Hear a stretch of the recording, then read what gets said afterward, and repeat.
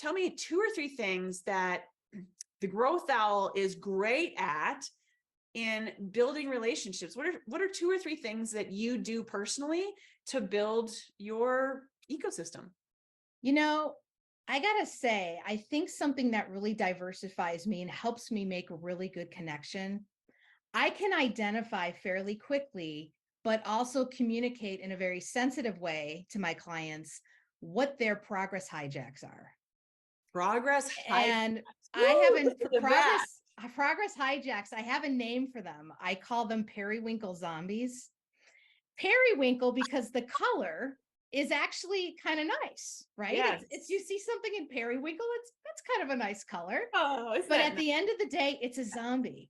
It hijacks your progress. So to me, progress hijacks I see a lot are caring too much about what other people think. Oh, Is a big one, not just in our own lives, but also in the professional ecosystem, with your colleagues, do you really want to be doing that? Why waste your time on that?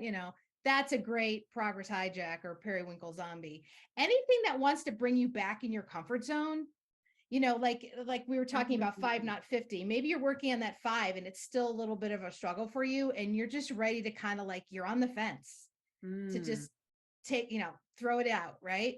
And the one part of you is, no, you've invested the time. This is really good. Then there's that periwinkle zombie. Oh, you don't need to do that. Somebody else could do it. Just do what feels, really comfortable to you. Those are progress hijacks, periwinkle yes. zombies. And I just have a really good sense of when I'm working with clients, and I bet you do too, Miss Ginger, that you can pick up on these.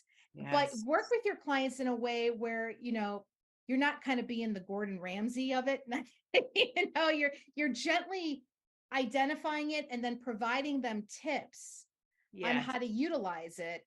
And I got to say, I get a lot of compliments on that and referrals based on that. They might not call it that, but that's really what it is, kind of finding the heart of the issues, which Yes. very rarely are they just purely organizational. Right. A lot of it is Right. individual. There's something there. There are a lot of people, Ginger, that you would be surprised that are running multi-million-dollar nonprofits or associations, what have you. And they are so afraid to ask for money. Yeah. So afraid. So that's a periwinkle zombie, a progress hijack, that fear that keeps you in your office from getting out to ask for money. So I work a lot with people on that psychological stuff. And I think that's what helps diversify me. And I know you have kind of a similar pathway in how you progress with your clients. Yeah. And the phrase that you used, heart of the issue, if you take that literally, darling, as the English would say. Yes. The heart of the issue, it starts with the heart. Yeah. It literally starts with your heart. So if we are human to human, if we are focused on connecting so that we can do the work we know will help you accomplish your mission, which is what they're both about. Yeah. Let's start with what I call space and grace. Ooh, let's have that emotional safety, that thoughtfulness.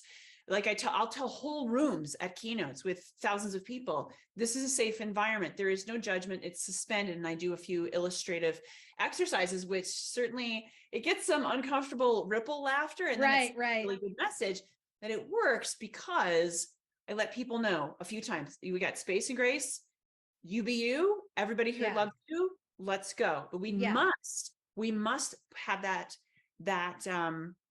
we must have that entree into, this is a place where you can be 100% yourself. Kerman and I both agree that when we can 100% ourselves, we're our best selves. We can accomplish more. We let the crap drop. Like all these happy ripples of impact happen. And so that heart, start with the heart. I definitely practice that same mindset, Lori, for sure. I did a new, working with a new client yesterday, big kickoff, 23 leaders in a public school district in the great state of Nebraska. Nice. And that came from developing other relationships. The sauce for any business owner is relationships and therefore referrals. Yes. And those will come if we continue to circle back to these, to nip those periwinkle zombies in the bud and say, not today, they like go down the street or something, but that's right. No thanks. So really thinking about what is the space and the grace we give ourselves, we give our team, we give our community. How are we thinking about things? And so space and grace is sensory open, whether it's thinking, it's seeing, it's hearing, it's listening with our heart. The trifecta I call our head, our heart, our guts. When all three of those chiming in, boy, the zombies have no chance.